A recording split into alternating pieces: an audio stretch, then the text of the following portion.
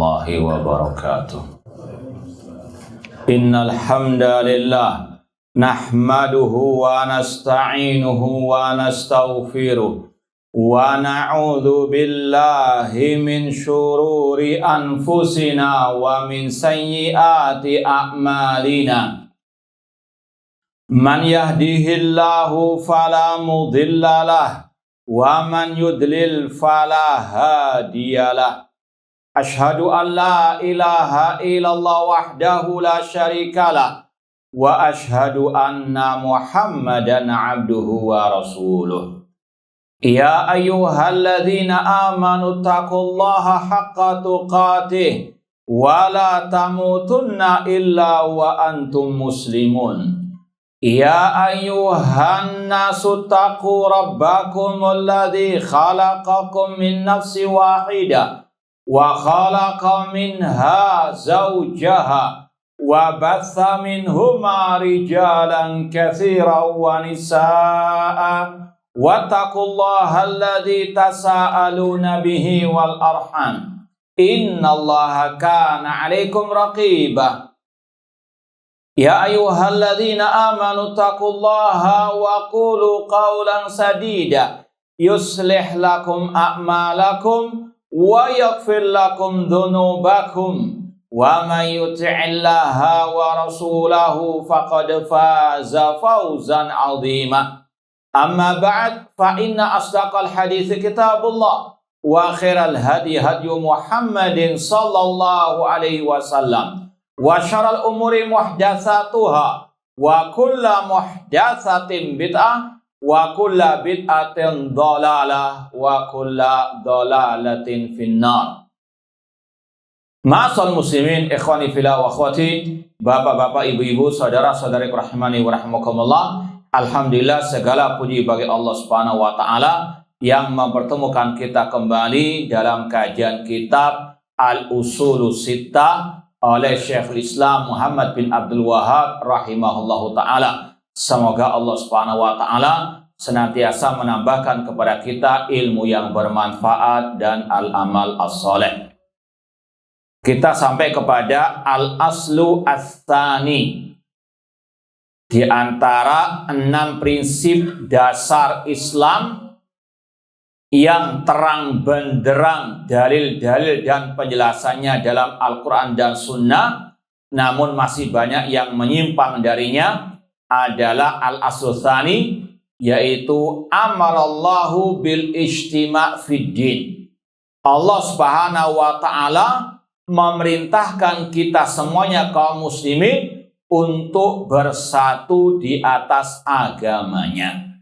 Wa naha anit tafarruq fi, dan Allah melarang dari berpecah belah dalam urusan agamanya.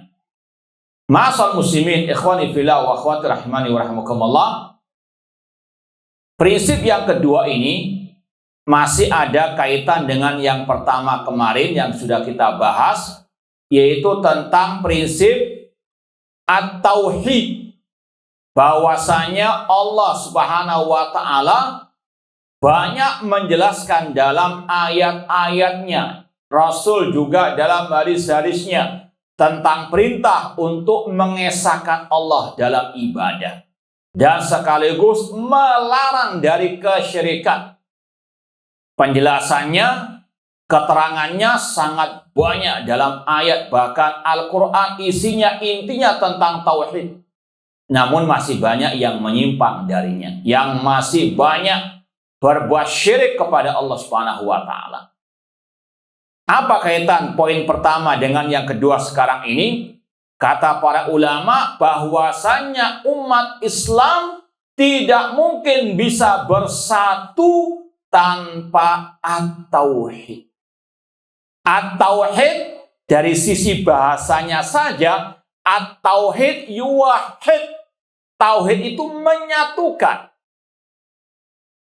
Maka ini prinsip dasar yang harus dipahami oleh kaum muslimin. Kaum muslimin tidak akan mungkin bersatu tanpa mereka kembali kepada at-tauhid, mengesahkan Allah dalam ibadah. Makanya kalau kita kembali kepada sejarah pertama kali umat manusia, Allah berfirman dalam surat Al-Baqarah, kalau tidak salah ayat 213, Allah mengatakan, "Kanan nasu ummatan wahida." Dahulu manusia umat yang satu. Kata Abdullah bin Abbas radhiyallahu anhuma, "Kanu ala millati Adam alaihissalam, ay kanu ala tauhid." Kata para ulama, dahulu manusia bersatu karena mereka di atas agama Nabi Adam, di atas tauhid. Belum ada kesyirikan, belum ada penyembahan kepada selain Allah. Sampai datangnya kaum Nabi Nuh. Mulailah mereka berbuat syirik. Insya Allah sudah kita sampaikan pada kesempatan yang lalu, yaitu mereka menuhankan 5 orang soleh. Mereka mengkeramatkan orang soleh yang telah meninggal. Mereka minta-mintai selain Allah. Maka kata Allah, "Faba'athallahu nabiyyina mubashshirina wa mundhirin." Setelah terjadinya kesyirikan itulah umat berselisih, berbeda. Lalu Allah mengutus para nabi sebagai pemberi peringatan dan sebagai pemberi kabar gembira. Ini sejarah manusia secara umum. Mereka dulu umat yang bersatu. Kenapa setelah itu mereka berpecah belah, mereka berselisih? Karena munculnya kesyirikan kepada Allah Subhanahu wa Ta'ala. Maka kebalikannya, umat Islam tidak akan bersatu kecuali dengan mereka kembali kepada sesembahan yang satu, yaitu Allah Subhanahu wa Ta'ala. Apalagi ma'asal muslimin, kalau kita sejenak merenung hari-hari yang kemarin kita lewati, hari raya Idul Adha, demikian pula hari-hari di mana jemaah haji melaksanakan berbagai macam ritual ibadah, yang mana kata para ulama itu kental dengan at-tauhid.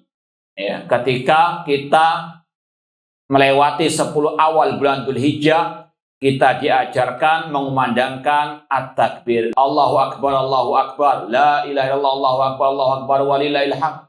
Jemaah haji mengumandangkan talbiyah, labbaik Allahumma labbaik, labbaik la syarika lak labbaik. Kata Jabir bin Abdullah, seorang sahabat Rasul, yang beliau meriwayatkan hadis tentang hajinya Rasul dari A sampai Z. Beliau mengatakan, ahalla Rasul SAW bit tauhid. Rasul memulai hajinya dengan tauhid, yaitu ucapan labbaik Allahumma labbaik. Kita yang enggak haji mengumandangkan takbir, Allahu Akbar, la ilaha illallah, penggemblengan at-tauhid. Kalau kaum muslimin paham hal ini dan mereka pegang erat ajaran tauhid ini, mereka akan bisa bersatu. Sebagaimana juga Allah berfirman, "Inna hadhihi ummatukum ummatan wahida wa ana rabbukum fa'budu." Sesungguhnya umat ini adalah umat yang satu dan aku adalah Rabb kalian, maka ibadahilah aku. Kata para ulama, inilah kiat menggapai persatuan umat dengan at-tauhid. Persatuan yang diinginkan oleh Allah, bukan sekedar kumpul-kumpul begitu saja. Bukan yang penting bersatu dengan badannya saja, tidak.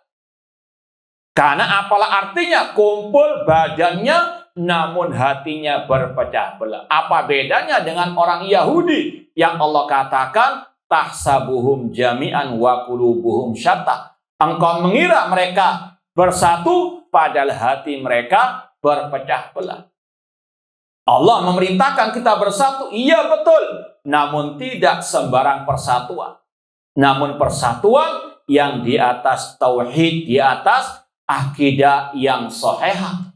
Makanya Rasulullah SAW ketika pertama kali berdakwah mulai dengan dakwah tauhid.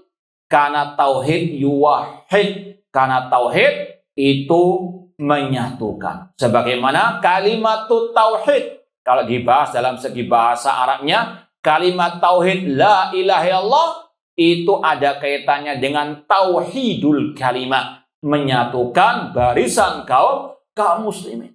Ini salah satu sebab mengapa kaum muslimin, terutama di negeri kita, yang mayoritas kaum muslimin, kenapa mereka kok nggak bersatu? Kenapa mereka kok senantiasa berbeda, senantiasa berpecah belah? Di antara jawabannya, karena banyak dari kaum muslimin yang menjauh dari at-tauhid. Dan sudah kita sampaikan banyak contoh-contoh penyimpangan dari at-tauhid, alias contoh kesyirikan di tengah-tengah umat Islam. Mulai dari pengkeramatan kepada kuburan, kepada tempat-tempat keramat, menyembelih bukan karena Allah.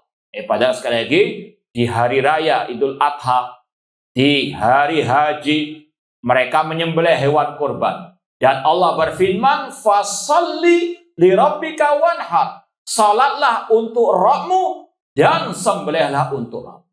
Boleh nggak kita salat ditujukan kepada jin? Boleh tidak? Syirik kepada Allah. Boleh nggak kita salat kita serahkan kepada wali yang telah mati?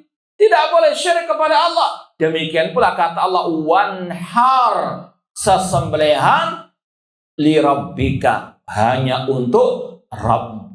Allah juga berfirman, kul inna salati wa nusuki wa mahyaya wa mamati lillahi rabbil alamin. Katakanlah, sesungguhnya salatku, sesembelihanku, hidup dan matiku hanyalah untuk Allah Rabb semesta alam.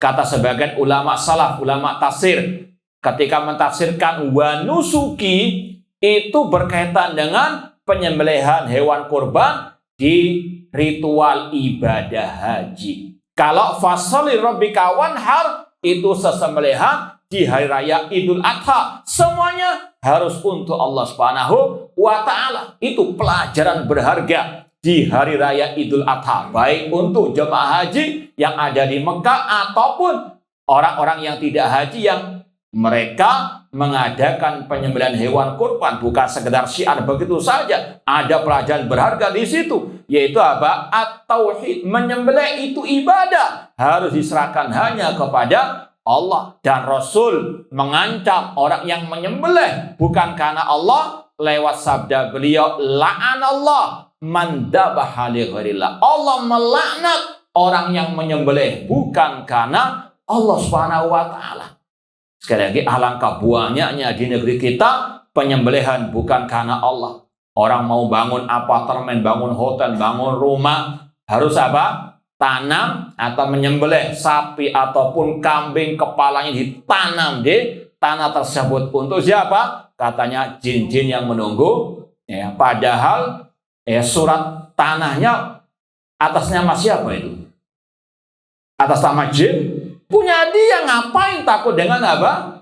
Penunggu tanah tersebut dari kalangan jin, sampai dipersembahkan kepala kambing, kepala ayam dan sebagainya untuk penunggu tanah tersebut dari kalangan al-jin. Naudzubillah min dzalik. Ini yang termasuk kata Rasul, la'anallah man dabaha li ghairillah. Allah melaknat orang yang menyembelih bukan karena Allah.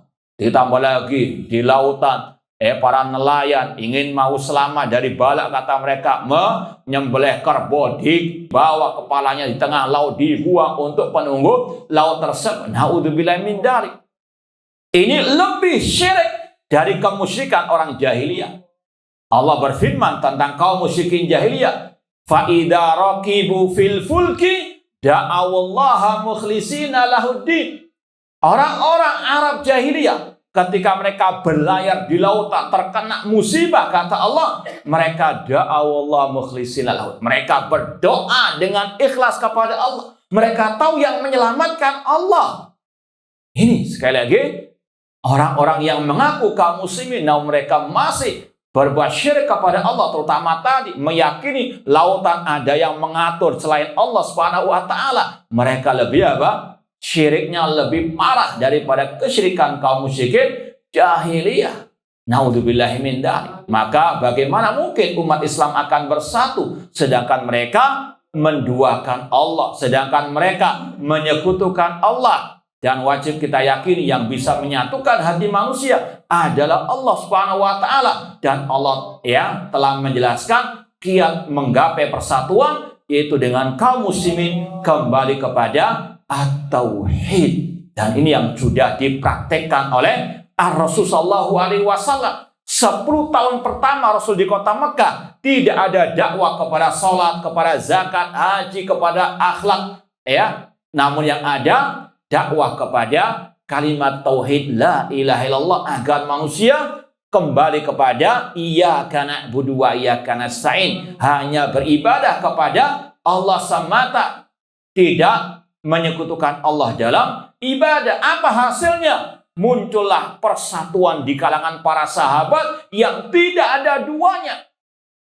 Bahkan mungkin insya Allah antum sudah pernah mendengar bagaimana persahabatan, bagaimana ukhuwah Islamiyah di antara para sahabat. Bahkan sebagian mereka ketika hijrah tidak punya harta, tidak punya keluarga, ditawari harta untuk mereka berdagang. Bahkan ditawari istri, ya, dari istri-istri yang dia miliki, yang dia akan ceraikan kalau dia mau, kemudian apa? Dinikahkan oleh seorang sahabat Al-Ansor tersebut. Persatuan yang tidak ada duanya, persatuan di antara para sahabat. Kenapa? Karena tertanam at-tauhid yang murni, yang bersih tanpa kotoran syirik. Inilah yang diinginkan oleh Allah, persatuan di dalam agama, persatuan di atas at-tauhid, dan meninggalkan segala bentuk kesyirikan kepada Allah. Kata Syekh, amarallah bil ijtima' fid din. Allah perintahkan kaum muslimin untuk bersatu dalam agama. Sebagaimana firman Allah surat Ali Imran, wa'tasimu bihablillahi jami'an wa la tafarraqu. Berpeganglah dengan tali Allah dan jangan berpecah belah. Kata para ulama, tali Allah ada yang mentafsirkan Al-Quran, ada yang mengatakan As-Sunnah, ada yang mengatakan Al-Islam itu sendiri. Dan ini tidak saling bertentangan. Islam ya Al-Quran dan As-Sunnah. Ini juga kiat menggapai persatuan. Bukan bersatu begitu saja, namun persatuan di atas dasar yang benar, dasar yang jelas, yaitu Al-Quran dan Sunnah Rasulullah sallallahu alaihi wasallam. Contoh, barusan tadi jam 9:30-an kita ada kajian di Sumarekon di Bekasi membahas akidah Imam 4. Kita sampaikan bahwasanya kenapa ulama-ulama salaf itu bersatu di atas akidah yang satu. Tidak ada khilaf, perbedaan masalah akidah. Kenapa? Karena sumbernya satu. Karena dasarnya satu, Al-Quran dan Sunnah dengan pemahaman para salafus saleh. Kitab-kitab akidah ulama Ahlussunnah banyak. Dari zaman ke zaman muncul kitab-kitab para ulama sampai detik ini. Dan tidak ada perbedaan sama sekali.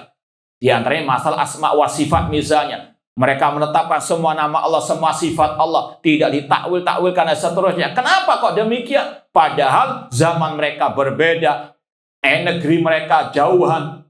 Namun tadi, karena sumbernya, dasarnya satu, Al-Quran dan Sunnah, maka mereka bisa bersatu. Ini kiat menggapai persatuan umat dengan umat beragama berdasarkan Al-Quran dan Sunnah. Bukan berdasarkan hawa nafsu. Bukan berdasarkan akal pikiran sendiri. Kalau akal beda-beda antara manusia. Seperti antum sekarang di sini. Antum baju-bajunya berbeda-beda. Betul enggak? Nah, kenapa? Karena apa? Selera akal berbeda. Kalau agama diserahkan kepada akal manusia, beda-beda nanti sholatnya. Ada yang mulai dari tahiyat dulu, ada yang mulai dari rukuk dulu, dan seterusnya. Ya, naudzubillah min dzalik. Maka kalau umat Islam mau bersatu, kembali kepada dasar hukum mereka yang satu, Al-Quran dan Sunnah dengan pemahaman para sahabat Rasul.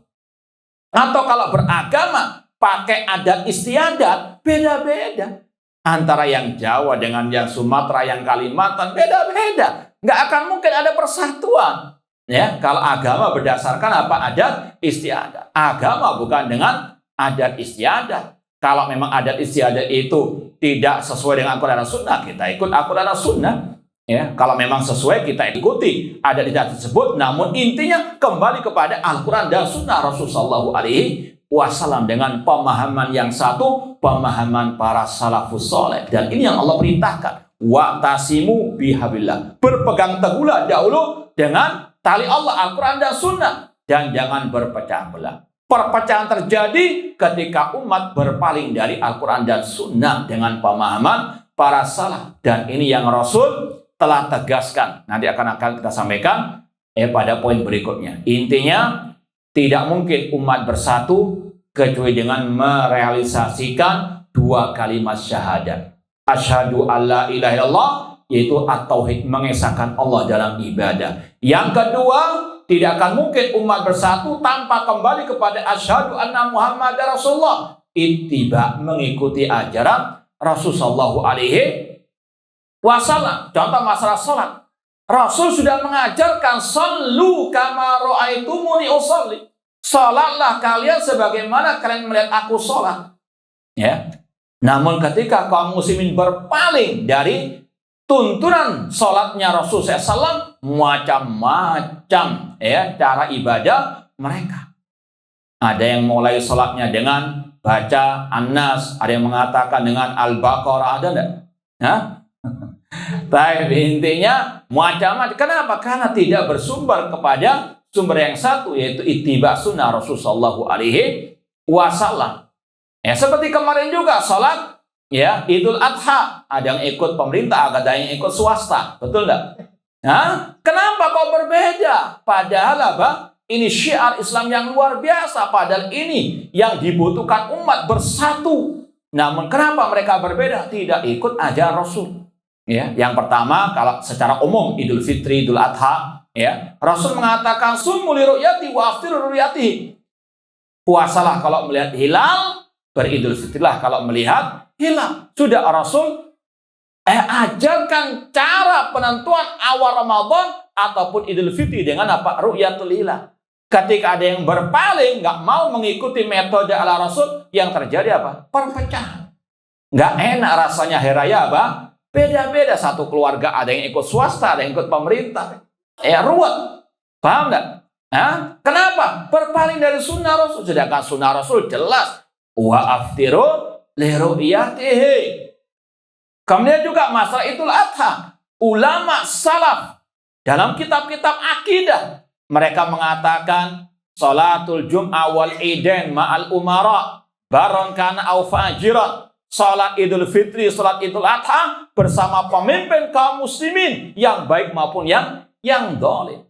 Berdasarkan firman Allah, ya ayyuhalladzina amanu ati Allah wa ati rasul walil amri minkum usikum bitaqwal azza wa jalla wa sam'i wa ta'ah. Mendengar dan taat kepada pemimpin kaum muslimin. Kalau kaum muslimin kembali kepada qala Allah, Al-Quran dan Sunnah dengan pemahaman para salafus saleh, ada persatuan. Namun ketika mereka berpaling dari qala Allah wa qala Rasul dengan pemahaman para sahabat, yang terjadi perpecahan. Tidak mungkin ada persatuan, mustahil. Ini Allah yang mengatakan demikian. Wala tafarraqu, jangan berpecah belah, alias perpecahan terjadi ketika kaum muslimin tidak mengamalkan wa'tasimu bihabrillah. Dan inilah yang Rasul juga sabdakan, alaikum bisunnati wa sunnatil khulafa rasyidin mahdiyyin. Peganglah sunnahku dan sunnah para khulafa rasyidin.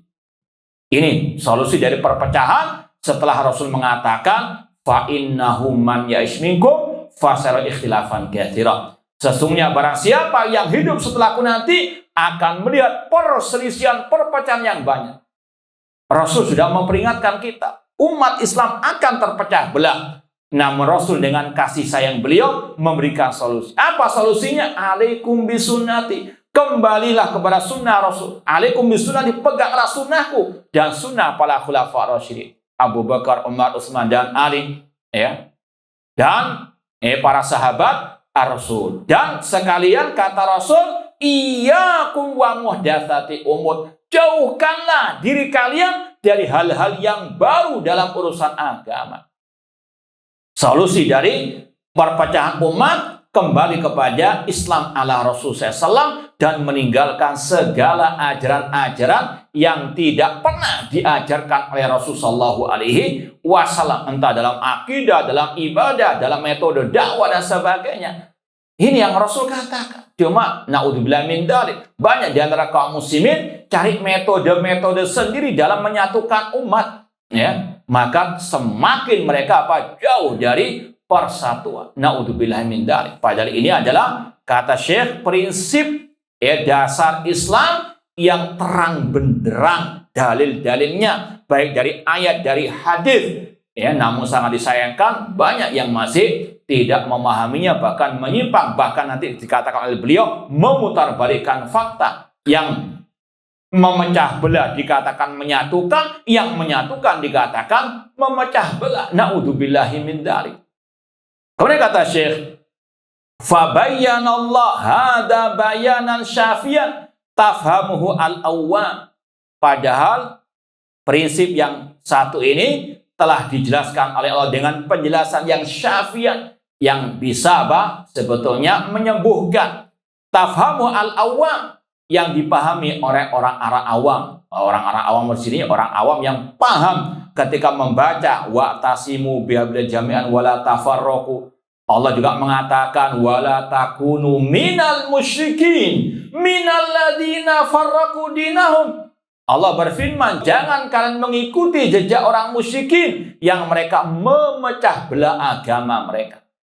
Allah jelas mengatakan yang memecah belah agama itu siapa? Apakah orang yang bertauhid? Apakah yang menyuruh manusia untuk bertauhid? Tidak.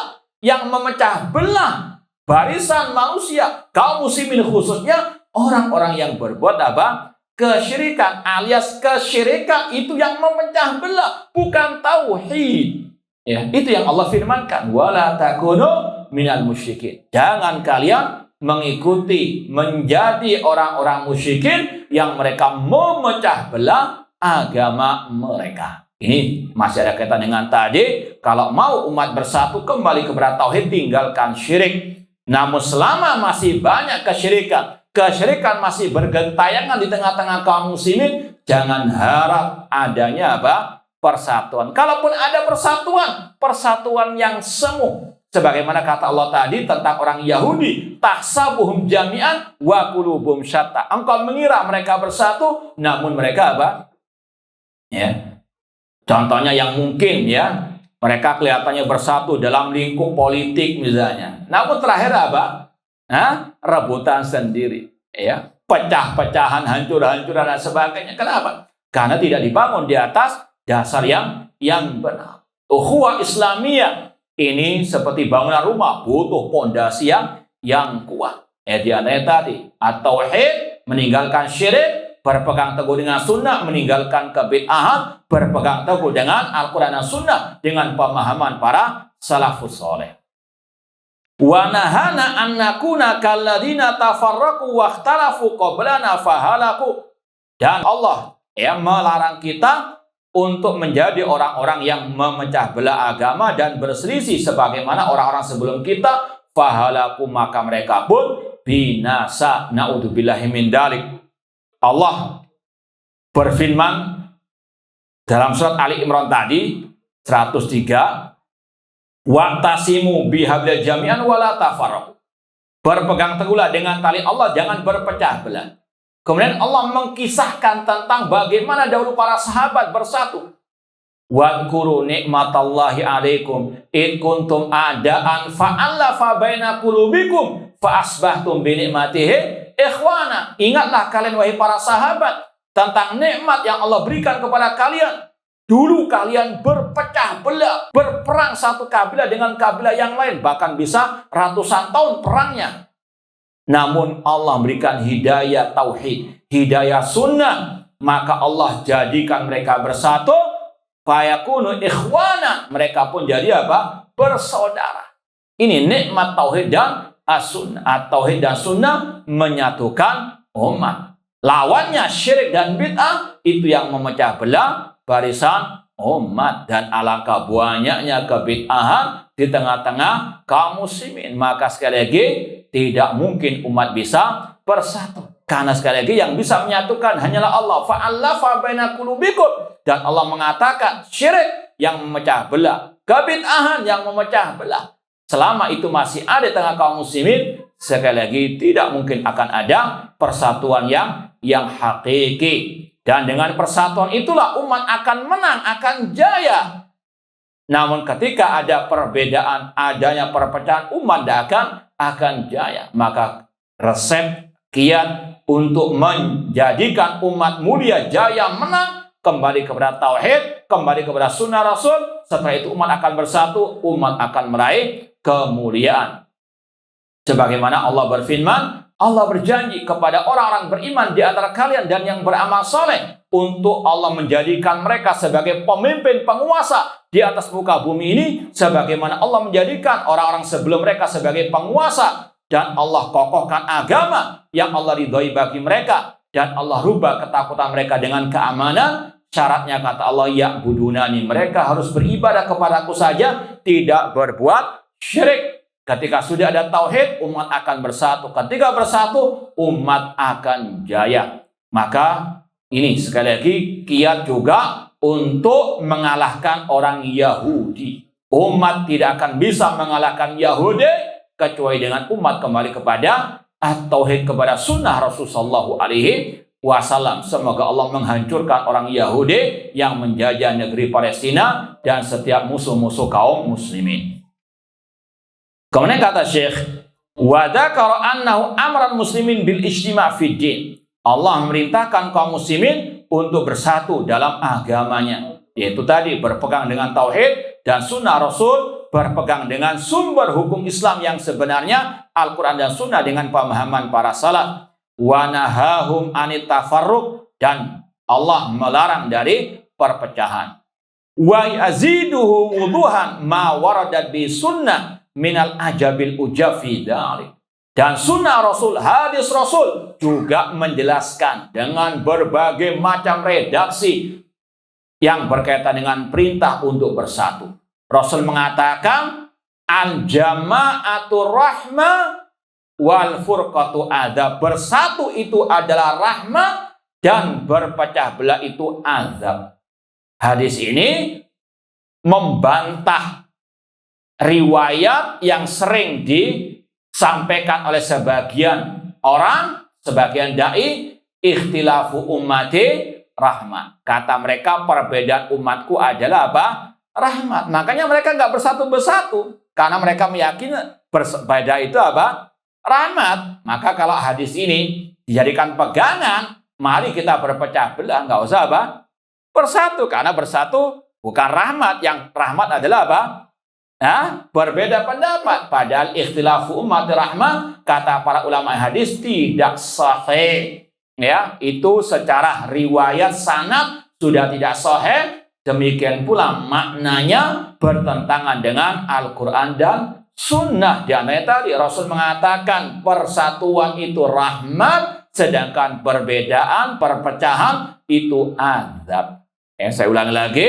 Hadis yang berbunyi perbedaan umatku itu rahmat tidak sahih dari Rasulullah SAW, baik secara sanad periwayatan maupun secara maknanya. Ya, seandainya maknanya benar, ya sudah, kita berpecah saja, bisa nggak usah apa bersatu. Naudzubillahi min dzalik. Rasul mengatakan, alaikum bil jamaah, pegang erat persatuan, yaitu tadi persatuan yang di atas dasar yang benar, di atas Al-Quran dan Sunnah dengan pemahaman salaf, persatuan di atas tauhid dan sunnah Rasulullah SAW. Ya, Rasul SAW banyak menjelaskan masalah perintah bersatu, melarang dari perpecahan dengan berbagai macam riwayatnya. Kemudian Rasul juga menyatakan bagaimana umat terpecah menjadi 73 kelompok. Sataftariqu hadil ummah ala salasin wa sab'ina firqah kulluha finnar illa wahidah. Umat Islam terpecah menjadi 73 kelompok, semuanya diancam masuk neraka kecuali satu. Ketika Rasul ditanya, man ya Rasulullah, siapa yang selamat? Yang satu itu ya Rasulullah. Rasul menjawab, ma ana ali wa ashabi, yang mengikuti aku dan para sahabat. Ini kiat menggapai persatuan, kembali kepada ajaran Rasul, kembali kepada ajaran para sahabat Rasulullah SAW.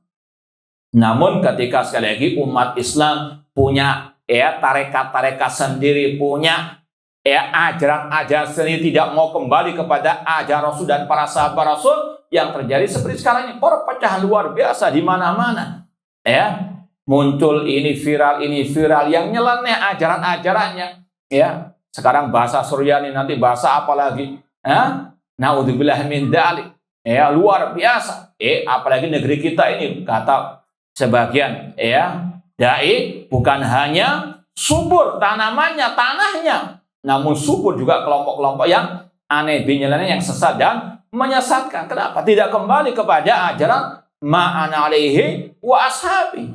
Yang sangat disayangkan, padahal kenapa mereka mengucapkan asyhadu anna Muhammad Rasulullah kalau mereka tidak mau mengikuti ajaran Rasul sallallahu alaihi wasallam? Contoh misalnya dalam zikir, Rasul mengajarkan zikir mulai bangun tidur sampai tidur kembali. Kurang apa itu? Itu pun masih banyak belum kita ketahui, masih banyak kita nggak mengamalkannya. Ngapain buat zikir-zikir yang baru? Zikir apa? Bersanad, sanadnya sampai kepada gurunya saja. Dikasih ijazah zikir, dari siapa ijazahnya? Naudzubillah min dzalik. Rasul sekali lagi komplit zikirnya, pagi dan petang, bangun tidur, masuk masjid, keluar masjid, masuk rumah, keluar rumah, ada zikirnya semua. Kurang apa? Kenapa kok nggak diamalkan, nggak diajarkan kepada umat, malah yang diajarkan zikir-zikir yang ngarang-ngarang sendiri? Maka bagaimana mungkin umat akan bisa bersatu? Ini sekali lagi yang disayangkan. Summa saral amr ila annal iftiraq fi usuluddin wa furu'i huwal ilmu wal fiqhu fid din. Maka yang terjadi sekarang ini, kata beliau, perpecahan dalam urusan usuluddin, dalam masalah pokok agama, dalam masalah tauhid, luar biasa. Ada yang tadi menyembelih bukan karena Allah, menyembelih untuk jin, menyembelih untuk kuburan keramat. Ada yang memohon kepada Syekh Abdul Qadir Jailani, ada yang meminta kepada Rasul. Sedangkan Al-Quran jelas-jelas melarang berdoa kepada selain Allah. Ud'uni astajib lakum. Allah mengatakan, berdoalah kepadaku, aku akan kabulkan. Wala tad'u min dunillah ma la yanfa'uka wa la yadurruka. Allah mengatakan, jangan berdoa kepada selain Allah yang tidak bisa mendatangkan manfaat ataupun madarat. Wa annal masajida lillah fala tad'u ma'allahi ahada. Masjid-masjid itu semuanya milik Allah, jangan berdoa kepada selain Allah. Namun masih ada yang berdoa kepada selain Allah. Masalah prinsip dasar agama saja banyak yang menyimpang. Bagaimana akan ada persatuan? Namun itu dianggap sebagai suatu yang baik. Dengan slogan cinta orang soleh, cinta wali Allah. Bahkan lebih parah dari itu, orang yang gila pun dikatakan wali Allah, dikeramatkan, diminta-mintai barokah dan seterusnya. Naudzubillahi min dzalik. Walinya saja orang gila, gimana pengikutnya? Padahal wali yang sebenarnya, kata Allah, ini Allah yang mengatakan tentang siapa walinya. Allah yang paling tahu siapa walinya. Dalam surat Yunus Allah mengatakan, ala inna awliya Allah la khafun alaihim wa lahum yahzanun. Ketahuilah sesungguhnya wali-wali Allah itu tidak ada rasa takut, tidak pula bersedih hati. Siapa mereka? Alladzina amanu wa kanu yattaqun. Yaitu orang yang bertakwa dan yang beriman dan bertakwa kepada Allah. Namanya bertakwa itu melaksanakan perintah Allah. Di antaranya apa? Salat. Nah, kalau orang gila gimana salatnya? Dibatin saja. Naudzubillahi min dzalik. Namanya salat, syarat salat itu berakal. Gimana wali tidak berakal itu? Bang, sekali lagi, namun inilah fenomena yang aneh bin nyeleneh. Ketika mereka sudah berpaling dari qala Allah wa qala Rasul, yang ada tadi nyeleneh. Naudzubillahi min dzalik. Ini yang dikatakan oleh Syekh. Namun yang terjadi fenomenanya sekarang, perpecahan dalam masalah akidah, perpecahan dalam masalah ibadah, itu dianggap seperti ilmu, seperti apa?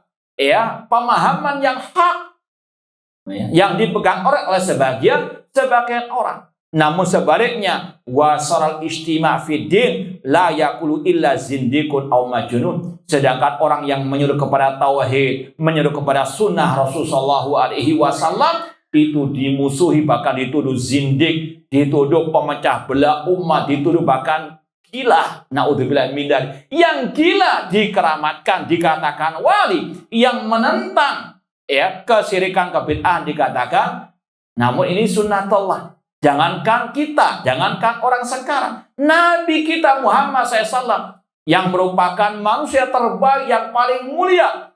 Mereka tuduh, ya, orang musyrikin menuduh beliau syairun majnun, penyair yang gila. Naudzubillah min dzalik. Ketika Rasul berdakwah kepada tauhid, Rasul dituduh apa? Syairun majnun. Dan itu terjadi juga sekarang. Yang mengajarkan Al-Quran dan Sunnah, ini dalilnya ayat, ini dalilnya hadis, ini tafsirnya ulama salaf dan seterusnya, dikatakan ya Wahabi, pemecah belah umat, radikal. Sedangkan yang ya bahasa Suryani tadi apa? Dikawal habis-habisan. Na'udzubillahi min dzalik. Ini ya memutarbalikkan fakta. Ini adalah ya keajaiban dunia yang ada sekarang ini. Maka seorang muslim muslimah harus punya prinsip bahwasanya yang wajib dia ikuti qala Allah wa qala Rasul wa qala as-sahabah, meskipun banyak yang memusuhi, banyak yang membuli, banyak yang menyelisihi. Ingat sabda Rasul, la tazalu ta'ifatun min ummati zahirin al-haqqi la yadur man khadalahum wala man khalafahum hatta ya'ti amrullah wa hum ala dzalik. Senantiasa akan ada sekelompok dari umatku yang tegak di atas kebenaran. Tidak mencelakakan mereka, orang yang mencampakkan mereka, yang menyelisih mereka, yang membuli mereka, sampai datangnya perkara Allah, sampai datangnya ya angin yang tidak menyentuh hati orang beriman kecuali akan mewafatkannya itu sebelum hari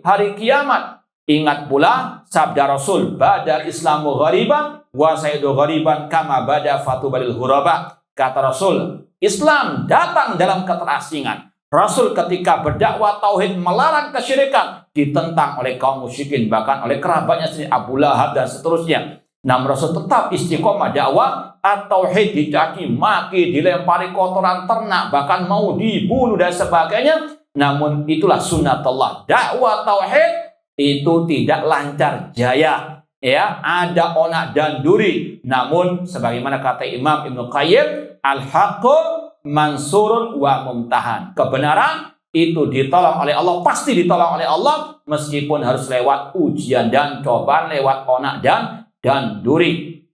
Kata Rasul sekali lagi, Islam datang dalam keterasingan dan akan kembali dalam keterasingan seperti awal mulanya. Rasul ketika dakwah tauhid dianggap aneh. Aja'alal alihata ilahan wahida inna hadza lasyai'un ujab. Orang musyrikin mengatakan, apakah Muhammad ingin menjadikan sesembahan yang banyak hanya satu sesembahan? Ini sesuatu yang aneh. Dakwah tauhid yang Rasul sampaikan dianggap aneh oleh kaum musyrikin. Demikian pula sekarang. Maka sungguh benar sabda Rasul, Islam datang dalam keterasingan dan akan kembali dalam keterasingan seperti awal mulanya. Dan ingat, Rasul mengatakan fatubalil ghuraba. Beruntunglah orang-orang yang terasing tersebut, yaitu yang berpegang teguh dengan tauhid dan sunnah di tengah-tengah umat yang sudah menyimpang dari tauhid dan sunnah Rasul SAW, yang memutarbalikkan fakta. Hak dikatakan batil, batil dikatakan hak, syirik dikatakan tauhid, tauhid dikatakan syirik, sunnah dikatakan bid'ah, bid'ah dikatakan sunnah, dan seterusnya. Namun ya, kita tutup dengan ucapan Fudail bin Iyad, seorang ulama salaf, mengatakan ilzam tariqal huda wala yadruka qillatus salikin. Pegang erat jalan kebenaran meskipun sedikit orang yang mengikutinya. Wa iyyakum wa turqad dalal, dan jauhkanlah kalian dari jalan-jalan kesesatan. Wala taghtarra bi kathatil halikin, dan jangan tertipu dengan banyaknya orang yang binasa karena penyimpangan mereka dari Al-Quran dan Sunnah Rasulullah Shallallahu Alaihi Wasallam. Wallahu ta'ala alam. Ini yang bisa kita sampaikan. Barangkali ada yang mau ditanyakan, tafadhalu. Tidak ada? Baik, itu yang bisa kita sampaikan. Kurang lebihnya mohon maaf. Wa jazakumullahu khairan. Aqulu qouli hadza wa akhiru da'wana anil hamdulillahi rabbil alamin. Wassalamualaikum warahmatullahi wabarakatuh.